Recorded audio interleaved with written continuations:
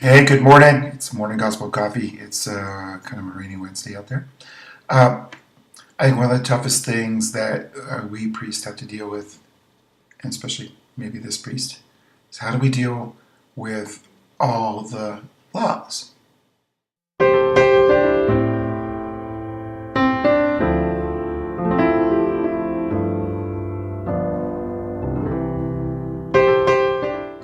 Now, in the gospel today, we have Jesus talking about the law, and that's the 10 Commandments and the Jewish basis for their law.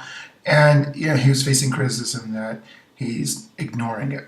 But would Jesus say, I came to fulfill that law, not do away with it. And he goes on exonerating it. And so what is this law? This law, for him, at its core, as he interprets, is, it's to draw us closer to God and to be in right relationship with God. But it's not. But what happens is, I'm in right relationship as I follow the ABCs and the law, the letter of law. Is now the spirit of law.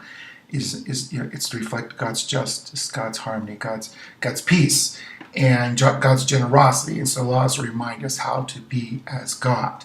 I think that's what Jesus gets at. And of course, it's church. We hear law and we think code of canon law, or at least this guy does. And it's a balancing act sometimes. For me, it's a great challenge. And there's God's love. There's God's law, the 10 Commandments. By the way, they don't always equate either. Let's just be honest. The church law, some things are, about materials to be used. I don't think God really cares. But don't tell the Pope or Bishop I said that.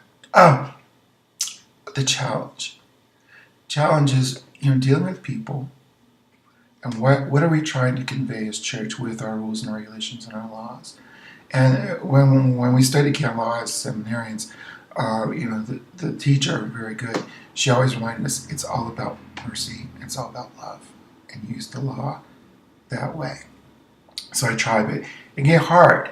It is about, and I believe in that generosity. It is the law used is to reflect God's love, God's mercy, God's justice, and call people to that. And sometimes it makes people uncomfortable, especially with marriage cases and such. And then, then I have to be the bad boy that says, well, you can't do this because of that, because of a past incident or a past choice. Now you can't be here.